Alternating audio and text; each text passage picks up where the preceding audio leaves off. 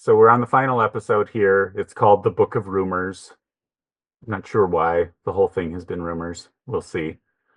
But Ah, um, are you ready to jump in? It starts off with Taylor kind of mulling over the post Vegas trip, taking a break from Dakota after all of that stuff that happened, and also was just given the news by Macy that the anonymous thing posted on her website, the confessional or whatever, yeah. is somebody that supposedly accidentally hooked up with Dakota after they started dating and just has to get it off her chest, right?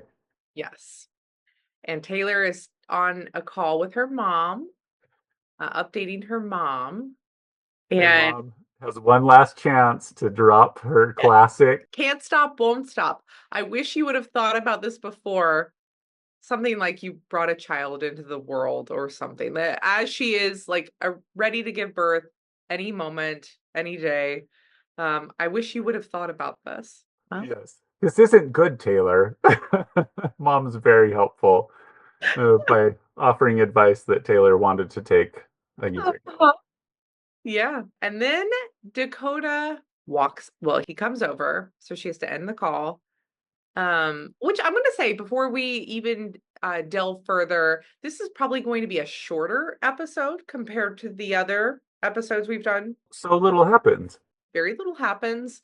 The issues are the same issues that have been brought up multiple episodes. I don't know how much we have to elaborate on them, but here we go. We'll see. So, Yeah. I mean, ultimately, yeah, the conclusion of this whole season is certainly that they're in drama.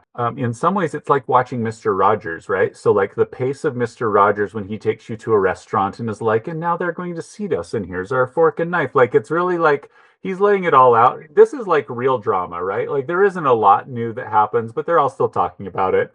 It's sort of like in real time unfolding of a few drama points without much change. In yes. that way, it's like Mr. Rogers. Yes. Yeah. For our viewers who grew up with Mr. Rogers. For those who know what we're talking about. Yeah, so Dakota comes over, they talk, she brings it up. Dakota's reaction, I feel like, is very classic. Like, understand, like, he's annoyed. He's like, why do we keep bringing this up? I don't want to talk about this anymore.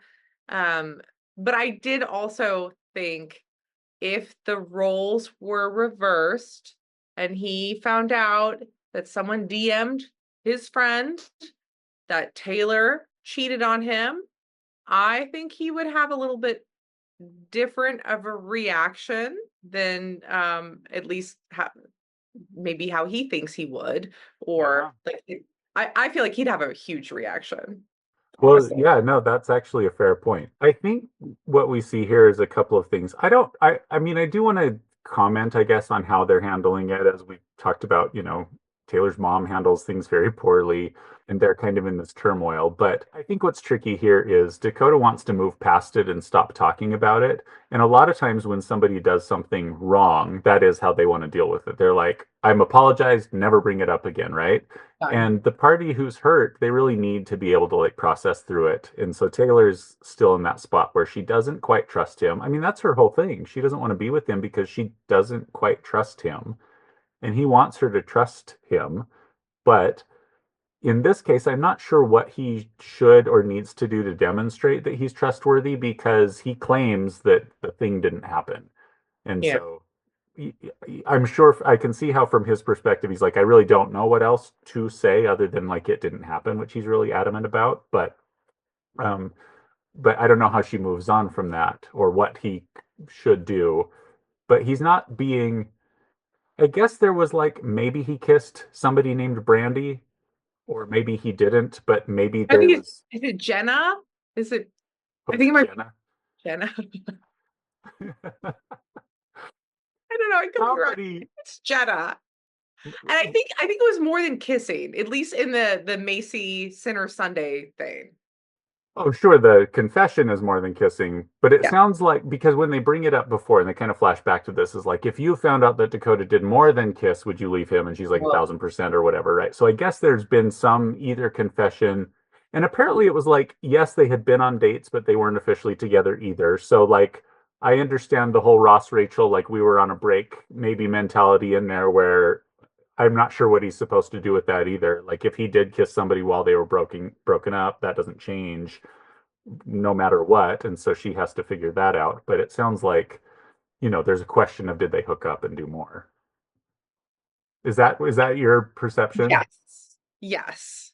And so, yeah, my perception of it is that this is what I think happened. He hooked up with someone. It was before they, like, maybe had the conversation. Like, maybe it was, like, going in that direction. They were, like, sleeping together, hooking up, going out, but maybe before they were like, "We are exclusive," and but he lied to her, which we've talked about in a prior episode. You might not want to be super open about that. If you're not exclusive, you don't owe someone necessarily, right? Like that information. If Mhm. like we've agreed, we can do what we want. I do not have to tell you if I'm sleeping with someone else if we have agreed that that's okay until we agree that that's not okay. So when he says to her in this episode, and I'm again not a Dakota fan, but when he says to her in this episode, "I did not hook up with anyone after we started dating."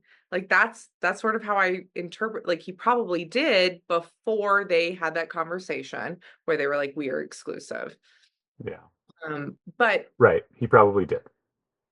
probably. And he didn't tell her about it. And so it seems like she's a little hung up on the idea that he wasn't honest when likely maybe that happened before they had the conversation of they want to be exclusive. But, and again, I am not a couples therapist. I only do individual therapy. But I think I would kind of want to explore, like, is it really even about this? Like Yeah. this, or are there other things that maybe are happening in the relationship that make you feel like it's hard to be vulnerable or like lean into the relationship or trust that person, or does this maybe have more to do with like past experiences? It feels like it's not really about that. It's about something bigger and we're not really talking about it. Instead, we're like hyper focused on like, did you potentially have sex or do something more than making out with someone while we were dating or in the early stages? So Yeah, no, that's absolutely true. Because what he isn't saying here is he's not addressing that person that in question, right? That he, I guess, kissed or was at a party or like whatever. Because and again, I feel frustrated on Dakota's behalf in this section because there is Taylor literally is like, we are not exclusive. You can do what you want. But I'm mad because you said you were out with the guys, but there was a girl there. And I'm just thinking, if you're saying explicitly, we're not together, you can do what you want, then I could actually see it being actually kind of classy to be like, listen, I'm not going to like throw in your face that I'm seeing another girl. I'm like still dating, but like I feel like, I'll just keep that to myself. And maybe I don't know. I don't know how I can understand that she feels lied to, but I feel like that's the type of lie you're supposed to tell somebody, right? Is like, I'm not out, like, it's not like, hey, dinner's almost over. I got another date tonight. Like, you wouldn't say that even if it was true, because that just would feel bad. I feel like this is, and from like personal experiences that I've had romantically, I've been in situations sort of similar to this where I thought we were all like we were both on the same page, into each other to the same degree. I found out before we had the talk about exclusivity that that person was hooking up with other people. And I had a big reaction to that, Feels uh, bad. like anxious attachment. But I also recognized in the moment, you can't help how you feel. I felt upset by that. Just because I felt upset does not mean that he did anything wrong either. And I don't like that. I don't really want to know about it, found out about it. But he didn't do anything wrong. And if the anxiety continued, I think like looking into, is this more of like again like the anxious attachment, past relationship trauma, whatnot, or maybe are you also like does it feel like maybe there are issues in the relationship but it's hard to identify something specific or like tangible. So Mhm. you're holding on to that versus just being like, I don't feel in general that this person is someone that I can trust. I feel like Yeah, that's a fair thing to that's say. valid. Yeah. You don't have to have like reasons, but I think people think I have to have reasons. But if you feel like you can't trust someone, then maybe we shouldn't be in that relationship anymore. I actually 100% agree with what you just said, and I think it's super important is I think it's easy to feel like if something makes me feel bad, then it is wrong. And I think that when it comes to love and relationships, that's one time where that's not always true. Like you can do everything right in a relationship and still hurt somebody. You Mhm. can play by all the rules. And so that does suck, for sure, because I think I'd feel the same way. I mean, I have felt the same way. You're into somebody, they're into you. They are not locked down, they're not sure, and it feels bad. It would feel bad. Yeah. It reminds me of the one of the final episodes of one of the Bachelors that I watched, where the Bachelor was so intent on being a good guy that when he ended up in the whatever it's called, the Paradise Suite or the Fantasy Suite, he ended up sleeping with one of them. And they decided together that was going to be super special and a thing that they did. And she was like, yes, I know this still means that doesn't mean you're picking me necessarily, but this is a moment we're sharing. And then he's just like so racked with guilt that he tells everybody, like, we did sleep together, we did sleep together. And all of them were like, I didn't want to know that. I knew Yeah, it could happen. You don't need to come and tell. Like, it's basically the opposite, right? And so it's so tricky. I agree. I think like if you have this understanding, like it sounds like they did, Dakota and Taylor, they had a conversation. You can do whatever you want. We're not exclusive. Then you have to accept that. I think what's hard as a viewer is that it is unclear if they are talking about like this specific period pre and post conversation. Yeah. And I am unsure. Like it seems like from Dakota's standpoint, he's saying when we started dating, when we were just together, like the exclusive, I did not cheat on you. It's unclear whether Taylor is saying, I think you did after to me. I think you Right. did after we had that conversation, or is this like in the gray area before? So I don't know Yeah, because and he's not clarifying. He's just denying, right? He's not sort of saying like it could be this, but like, yeah, there's no clarification. So, I was going to say one of the things that Dakota says in this conversation is something like, I'm never hearing that you're sticking around. I'm always hearing like you're gonna leave. Like if this happens, you're out. This happens, you're out. I'm never hearing that you're sticking around. That felt really sad to me, like for both of them, honestly, like for that they're both in this position. Like she's about to have this baby and she's clearly uncomfortable with the relationship. She's anxious about it. And he is also anxious about the relationship ending and he's like, I just feel like you're always kind of like one foot out the door.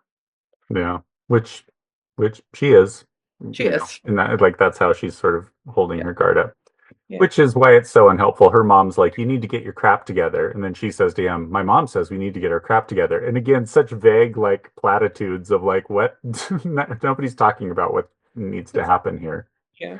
Mhm. One thing I will say, and again, this should not be taken even as like psychological advice or anything like that, but I've read some lie detector books, right? Mm. Mhm. And the one thing that liars will do is they distance themselves from the language. Like Bill Clinton was like, "I did not sleep with that woman," and like that sort of Yeah. thing. There's certain things, and it made me at least wonder when Dakota doesn't address it at all, and he's just sort of like, "Never happened, never happened." Like there's no specifics, and that could be him distancing himself from the specifics, but who knows? Interesting. I could see that though, because I feel like when people feel the utmost confidence in their stance on whatever they're being accused of, allegedly, blah, blah, blah, um, they are able to speak like in with more specifics, more details, um, maybe even a higher tolerance level for like the discomfort of the conversation. I don't know, like versus like someone who's just, I just want this to end. I wanted to shut it down. We're done Mhm. talking. I don't know. I think that that could be part of it. Yeah. So the next scene actually is really like to me exciting, even though nothing happens, where he's like, I got to talk to Macy. So Dakota, and here's where I feel very frustrated with Dakota. Well, I feel frustrated with him in many respects, but um, Dakota is view. I understand why he's viewing Macy as this person who just wants to break them up. And so, Mhm, like, his interpretation of Macy's motives is just like, she hates me and will do or say anything. And of mhm, course, Macy's perspective is, I am looking out for my friend, and you are not doing anything to make me like feel trust in you. mhm. But he calls her up. She's nervous about it. He wants to meet. She agrees. And them in the car together being like very cordial. If anything, they're both so good at being like professional or like whatever, but the nerves are high for both of them this whole time and they get nowhere. I was impressed with Macy for agreeing to that. Maybe if I were on a TV show, I would, but in real life, I think I'd be like, no, thank you. Like, I'm not doing that. I'm not getting in a car and driving you around while you tell me what I think you might tell me, which is what he said. What one part though that I wrote down that I thought was kind of funny. He goes, you're self-sabotaging us, which is not correct. You're self-sabotaging us. Oh, poor He, Dakota.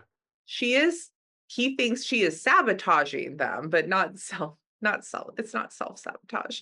What's funny is he never denies it to her either, Mm. which, maybe he doesn't feel like he has to, but the whole time is like, why are you saying these things to her? And she's like, I'm just receiving information and I would feel bad to not pass that on to my friend. She would be mad at me. I have to look out for my relationship with her. Yeah. I checked with others because the timing isn't ideal. It's like she is in a tough spot and I get that. And he's never sort of like, but it's not true. He's Yes. just like, stop Yes. telling her stuff. Yes. Which Come to me first. And I was so watching I it. can so I She's can do damage control. Hey, Dakota, I heard this. Like that is illogical. That makes no sense. Because I would think if I were being accused of something that I know I did not do, I would be, "Hey, that did not happen. Like that never happened." But and maybe that was not taped, but or shown on the show, but Right. I gather maybe that conversation did not happen or that portion of the conversation.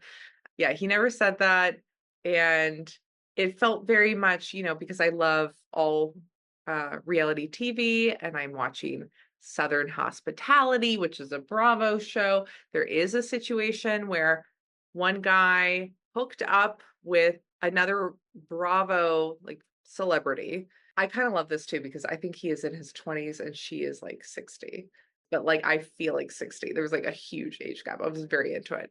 He hooked up with her and while he was dating someone else. So there was like a page 6 article about it. He got upset because his friend, also on the show, his show, on like Watch What Happens with Andy Cohen, I think, or the reunion, maybe the reunion. The friend was like, "Oh yeah, he hooked up with her." That guy was like, "I am mad at my friend for saying that, like, he should have not said that," versus, like, "It didn't happen." It did happen, like, he's not denying it. It did happen, and I think actually later it comes out, but he was mad because the friend said it, that it happened, like, pointed it out, versus, like, taking ownership of the fact that you did that, so, Yeah. Yeah. It sucks to be found out, but like the thing happened, right? she said, so, yeah. Yeah. Mhm. So the loyalty of like somebody covering your lie was not there. That's the bad behavior he's upset How about. dare you? Yes, exactly. Yeah, yeah. I just want to point out a tiny little cultural gem in there that I think I interpreted is Dakota says this is bringing up a lot of contention right now. And that word contention, there's like Book of Mormon scripture about not being contentious. It's a huge LDS value to avoid contention, which I think would be like probably this other version of Midwest nice or whatever that I think really does bleed through, where it's like things that cause contention are evil. Like there's this sense of things that stir the pot is not how we should be feeling. So I thought that was interesting that he used that word, bringing up a lot of contention, maybe appealing to her spiritual her sense of spirituality. Oh, Yeah. I shouldn't be bringing up contention. Contention is of the devil. Is kind of what the scripture says. Oh, interesting. Is that like within relationships too? Like, I mean, like, don't bring this up because it's going to cause an argument, which is contention. Like, does it translate? I've heard people say that. I've never fought. We never fight. And they wear that as a badge of honor. Oh, you didn't fight. That's awesome. As a therapist, I'm like, ooh, jeepers, what's not being said? What's not being Yes. addressed? Like, not that you should fight badly, but the best marriage therapy research out there shows that like fighting well is actually a Yes. predictor of a strong, solid relationship. There's a healthy way to do it.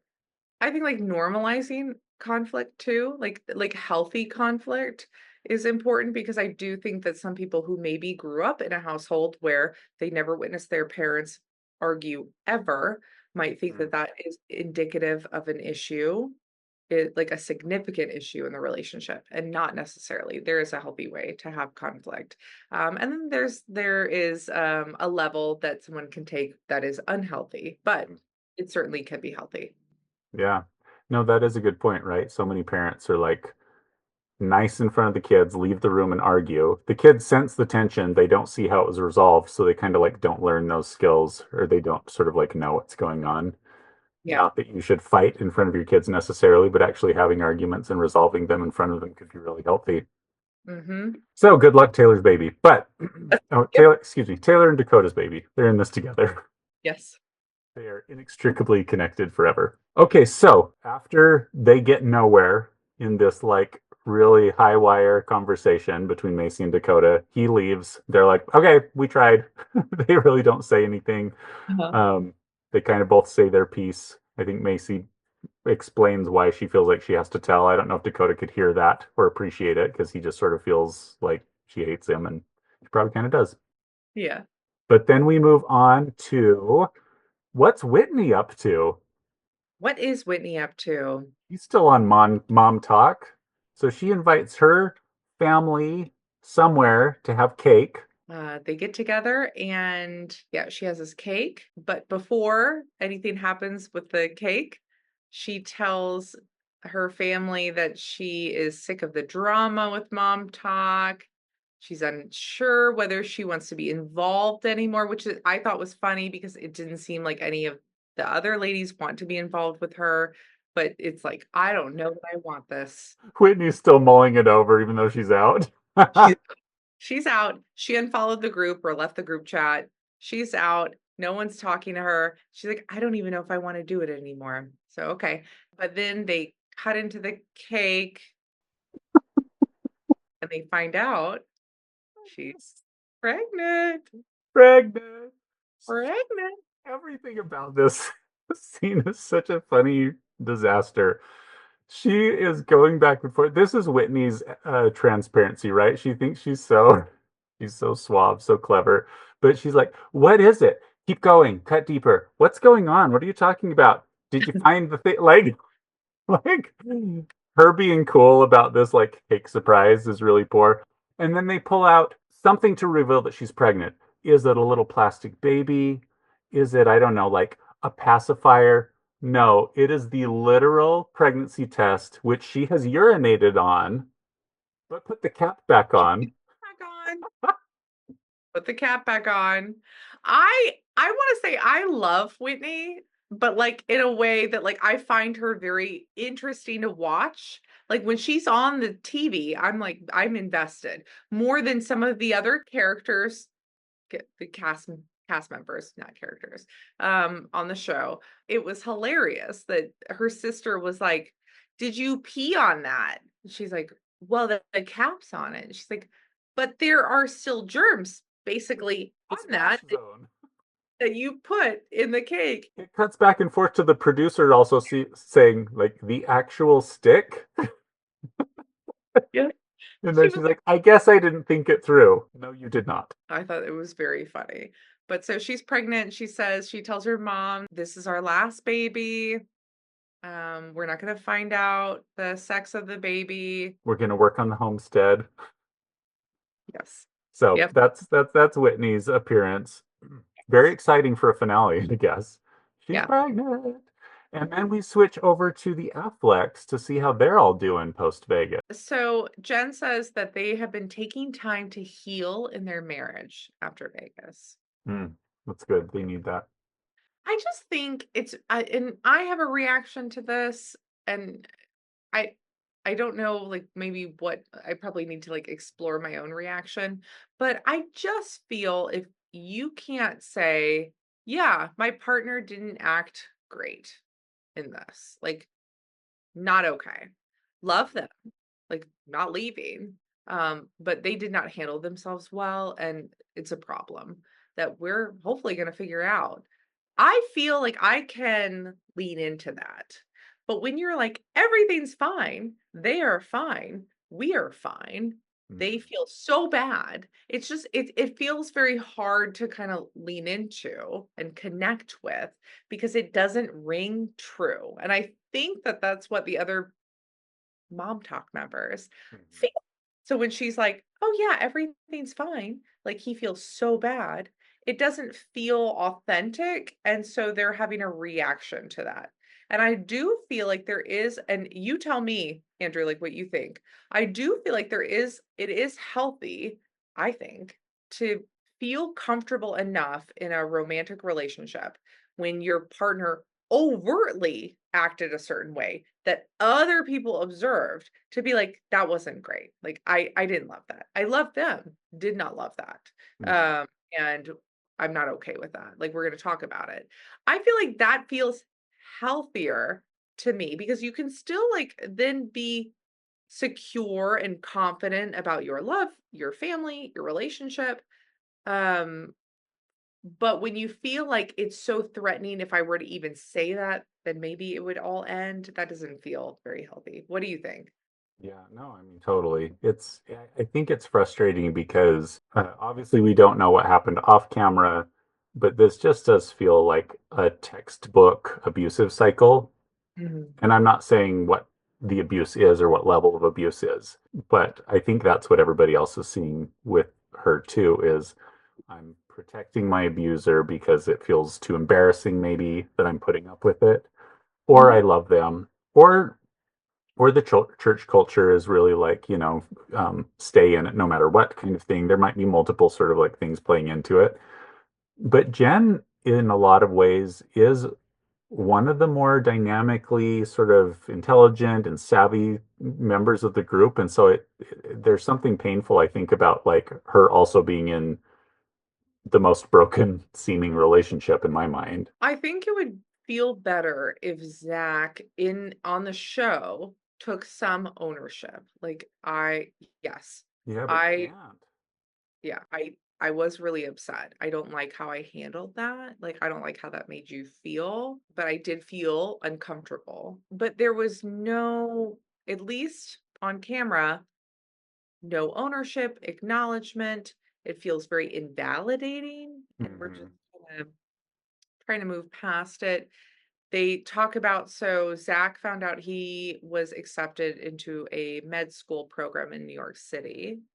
And Jen is nervous. She's feeling anxious about it. She suggests they take a year off before med school starts. I thought this conversation was really interesting. And I'm curious, honestly, like, I feel like this conversation was the most interesting point of the whole episode.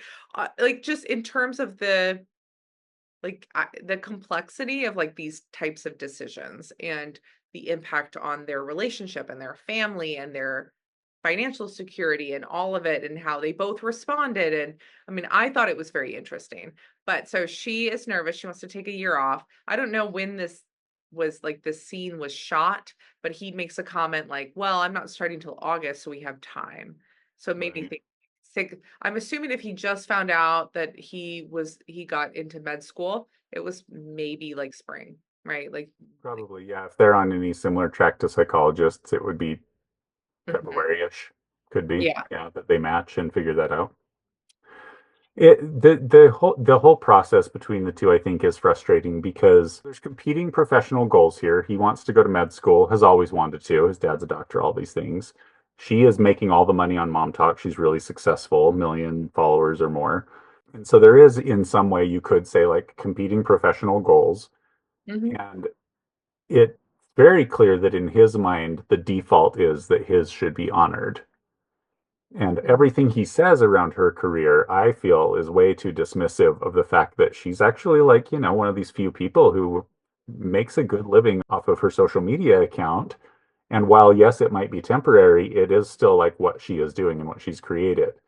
She Mhm. is talking about maybe taking a break from med school, not for her career, but for the marriage. She's like, med school is hard on marriages. This is how you're behaving now. What happens then? I'm going to be isolated. Like all of this, I feel she's presenting sort of like things that actually matter and should appeal. And he's like, oh, we'll figure it out until August. Like that lack of accountability, lack of investment does feel super dismissive. Yeah, she says, something like it'll be hard to make money away from her mom talk friends. And Zach's response is something like he says, I just don't really care. I think so when I was watching that, I was thinking about like both perspectives, and I feel like Zach just if I were to give him the benefit of the doubt, which I really like, Zach is my least favorite person on this entire show. Oh, yeah. He's Um, the worst. he's the worst. But also, if I were to like roles reversed, if I'm applying to a doctoral program, we have agreed upon this. We have kept on this track. I'm submitting the application. This is my number one. I got accepted in my favorite, like, to my favorite school. And you're saying, let's take a year off. I would be like, what? Like, Sure. we've been working towards this. Like, this is the plan. This is my dream for my career. I think he has a hard time empathizing and like engaging in perspective taking. And I feel like Jen, even though I think she's really good at it, I don't think it matters. She could say anything. She could be the best communicator, the worst. I don't think it would change his reaction. Yeah. And that's what feels sad. But I also do feel like in this conversation, she was trying to like grasp at anything. So at first it was like our marriage, but then she did say the money. Like I just feel like she's trying to grab onto anything, hoping that he might also grab on and be like, yes, okay, I see that. And that tells me that likely she feels, and as we sort of see, at least on the show, that he will not Yeah. understand no matter what she's saying. Yeah. That's what she says. She says this in the with the producer also is like the hardest part about talking with Zach or expressing my emotions is he's so quick to fight or share his opinion, but does not support or validate her. And that is true. I feel like there's points in here where she kind of is asking him what he thinks she should do. And I can see on her face that what she wants to hear is him validate and say, like, I know this career is so important to you and that this is a sacrifice and oh my gosh, thank you, I love you, what is that, like something like that. And instead he's like, I don't think you're going to miss it. Like he is the worst. He's the The worst. Zach, if you are watching, you're the worst. You're the worst. You gotta work on it. Because I agree. I think it's fair to be like, this is a big move. And you've supported our whole family. And like what needs to happen so that you feel more comfortable, so that we can kind of work towards these shared goals that we have and have that conversation. But instead he just sort of dismisses it, shuts it down, and is very invalidating. So then we go to Macy's big event. Her business, Baby Mama, is having an event, A launch party, launch party. big event. Which I love that for Macy. I think I've said before, they maybe they got some of their money and some of their attention and some of their clout through social media, but now she wants to like, do some other business with it, not just the dancing. So that's pretty cool. But Yeah. I'm obviously a fan of, am I saying Macy? Did I say Whitney? Fan of Macy, not of Whitney. They're besties, whatever. And Macy has not heard from Whitney. Whitney does not show up She to doesn't her. show up Mhm. to the best friend's launch party. Everybody's there. It's cool. I love that she has the tattoo artist giving a bunch of pseudo Mormon adjacent people tattoos if they want them or whatever's going on. I thought that was kind of fun. Yes. Um, but yeah, she's like, she didn't come. She didn't tell me she's not coming. She didn't tell me she's coming. Totally feels betrayed. She's like, she's like out of mom talk, but I just thought we were friends. And then all the other ladies do something that I'm not sure is the most mature, but is totally hilarious, which is like, if she doesn't walk through that door, let's all unfollow her. Make it about that, which is, a lot. Well, and I think Macy says something, like, she's like, I don't think I wrote it down, but I think she says something like, "I'm not loving that this is happening at my event." Yeah, Like, she didn't want the extra drama. yeah, I don't really want this, but, I mean, clearly she's upset and disappointed that Whitney didn't show up or let her know. It felt like the group think mentality is like, "We're doing this." It does somewhat take away from the actual reason they're all there, which is for Macy, and it's like at the countdown, we'll grab our phones and, They're uh holding him up. Yeah. yeah, unfollow. Mhm. But then Jen, going back to Jen and Zach, Jen leaves. It felt like she was maybe there an hour. I think someone said, like, she was there, like, about an hour because Zach is super sick. Mm, which no Everyone one believes. No one believes, everyone has a bit of a reaction. Demi says something like, women in these marriages and narcissistic relationships, they'll stay for the kids or thinking maybe he'll change. But she says, and their whole life is robbed. And I felt like that was like their whole life is robbed. I thought that was like a really big statement. I Um, don't disagree with her. Yeah.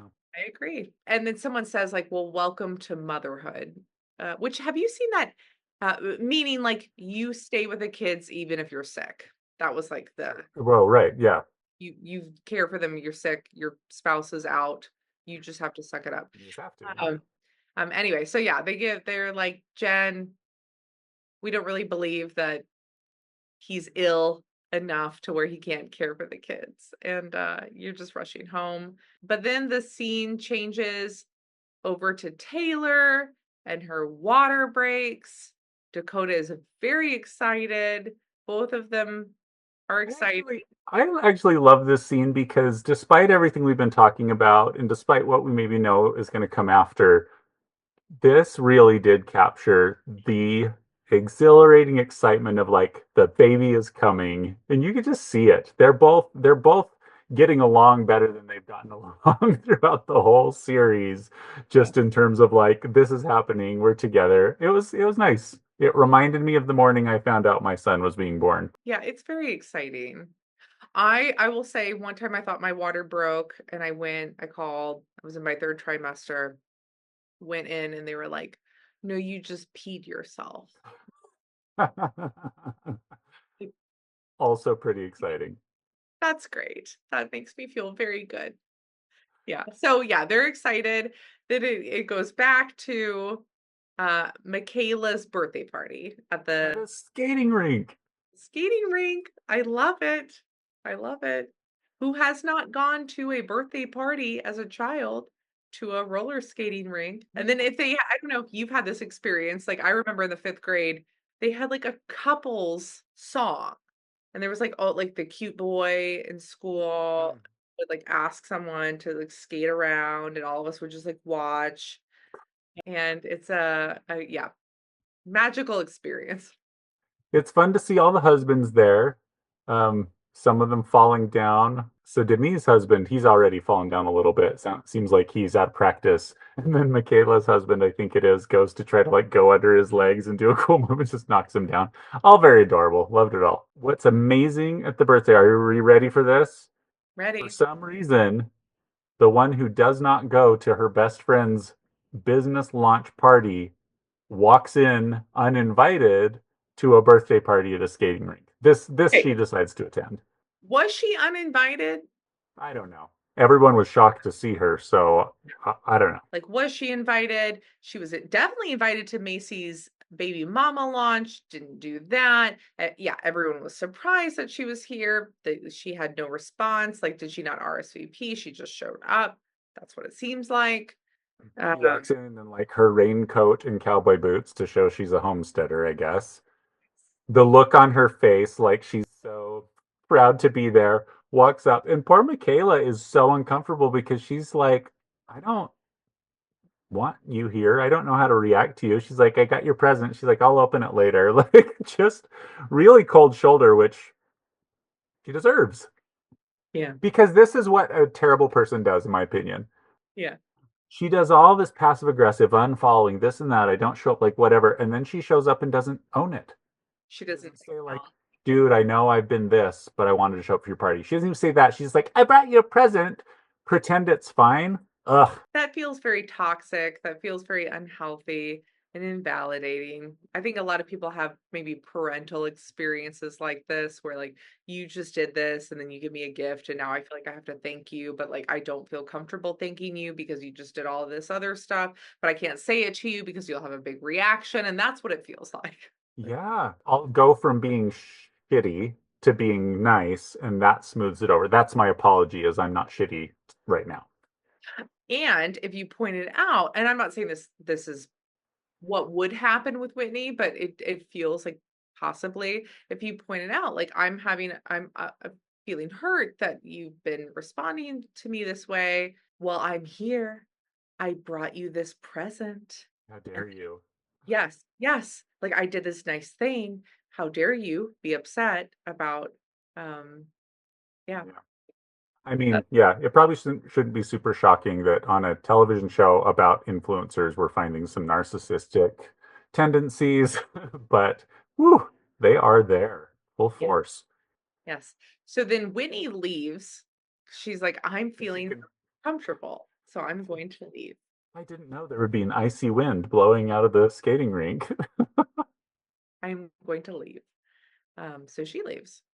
Well, Macy tracks her down, and again, Oh, gives yes. her the most gracious, like, okay, you're halfway out of the doghouse, I guess, because after I told you how much that hurt and you kind of gave me excuses, you're like, I still want to be your friend.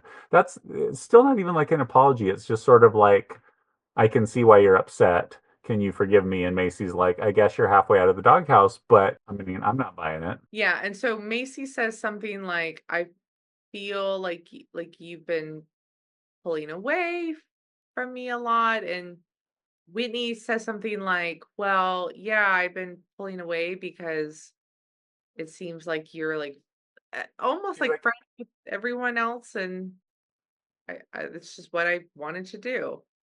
yeah. But yeah, she's like, why didn't you come? I just wasn't in the space. Michaela says no one invited her. I'm just looking now. Oh, No one okay. invited her. So she crashed the birthday party. So a producer told her about it. Exactly. Ugh. Uh, So, not impressed at all with any of that. But Whitney, my parting words for mom talk is good luck without me. So gross. yes. So gross. I hate, and there's already too much of this in this country. I hate that being terrible is not enough for people to stop looking and they look more. Politically, you've got your Ann Coulters and others who their whole shtick is if you hate me, I still feel that as love. And I feel like that's like where Whitney's at. And she's still getting the love because people want to watch, whether they like or agree with her or not. And it just rewards her bad behavior. And I hate it. Yeah. And I'm one of those people. Oh, I know you're watching her. You're following her. That's one of those people. I think she's interesting, like to watch. I feel like she's more interesting to watch than Michaela or not Macy. Obviously, I love Macy. Um, Layla. Layla, or who's the other one that owns the Jay-Z hair stuff? It's Jess? What's her name? Jess, Yeah. Jesse. Yeah. Yeah. So, Jesse, so I find Whitney more interesting to watch. I think that there's some complexity.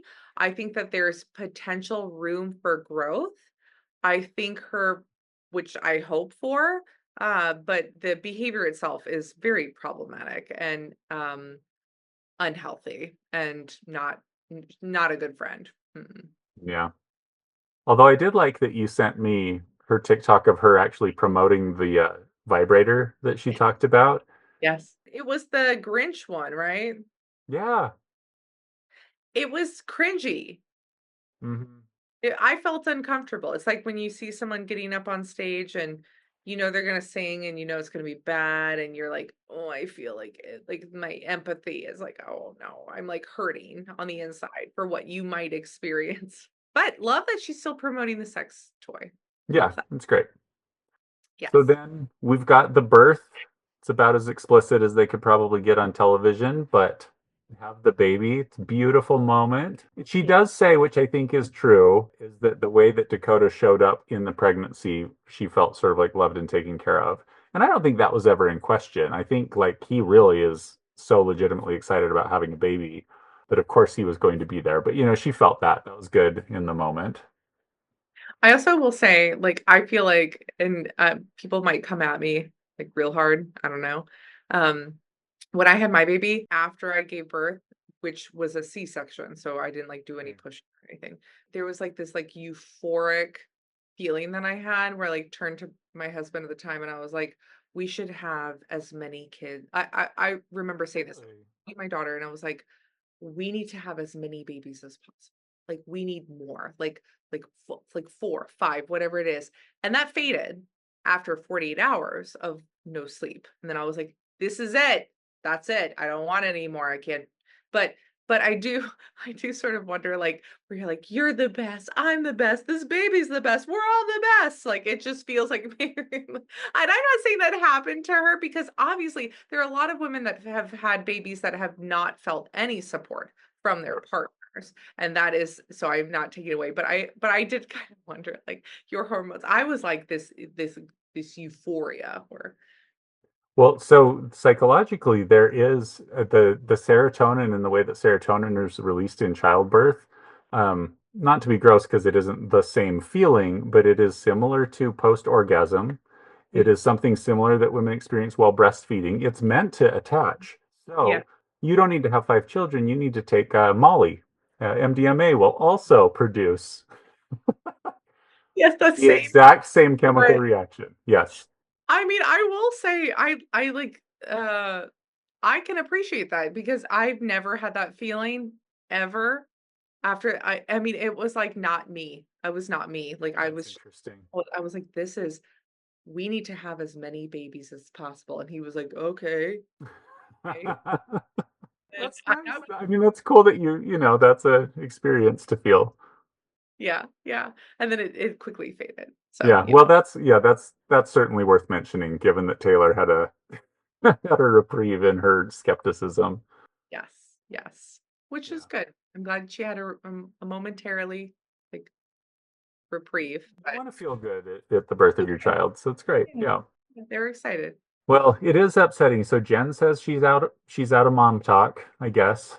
They're going to go to New York and she's going to be out. So Zach kind of gets his way. And that's kind of where it leaves it, I guess, is they're just sort of wrapping up and everybody's just living their lives. What did you think of the end? With I guess. Jen and Zach or like Well, just with everybody. Who are you most intrigued to see? Oh, no, sorry. I was gonna It, say, there is a cliffhanger, yes, and it is Casey, our there's an girl. there's an identified person that if anything happened with Dakota, right? Whoever sent this confession, they think they know who it probably came from. And so Macy calls this person who answers the phone and is like, "I'll tell you whatever you want to know." She'll probably be a big character on season 2. She's just like getting in on the fame. Mhm. Yeah, Macy says, this is the one thing that I actually really wanted your opinion on this because you and I have been on the same page. We love Macy. Huge Macy fan, both of us. Macy is great. But I was sort of curious what you thought about this, like her calling this Jenna woman. She says, I could be making a phone call that could ruin people's lives. And Mm. she's like calling. And I I was curious what you thought about how much is so, you mentioned earlier, which I completely agree with, the idea of you're presented with this information, you're put in a position where I feel like I have to tell my best friend this. It's not I would not be a good friend if I just ignored it. I would want to know. So yes, I feel like she did the right thing. How much is it overstepping to Mhm. then call up the person. I don't know. I'm not sure. So I was curious what you thought. I don't know what I think. I guess I don't care very much on That's the true. one hand, because like Taylor probably has as much information as she needs to have. I don't know how helpful it is to dig into this because, again, we still don't even know what the question is. Is like, were we officially together or not? What is he lying about? Is that important or kind of just he lied about kissing someone when we weren't together because he didn't want to hurt my feelings? I can't tell what's going on, and I don't know who this person is. So I do know that I have reactions sometimes where it's like, like stay out of people's business. You don't need to be doing the detective work. That probably will support more Dakota's sense of like Macy interfering. I'm sure she thinks that she's being the good friend by sort of like presenting concrete information instead of skepticism. But I don't know what this person's going to say. Like, what is she going to say? He said that he was dating Taylor, then we hooked up, and so now I wrote this confessional because I feel guilty about it. And maybe he said I'm dating Taylor, but not we're together. Like I don't even know. If I had a patient that came to me though and was like, "I'm really worried about my best friend. I got this message.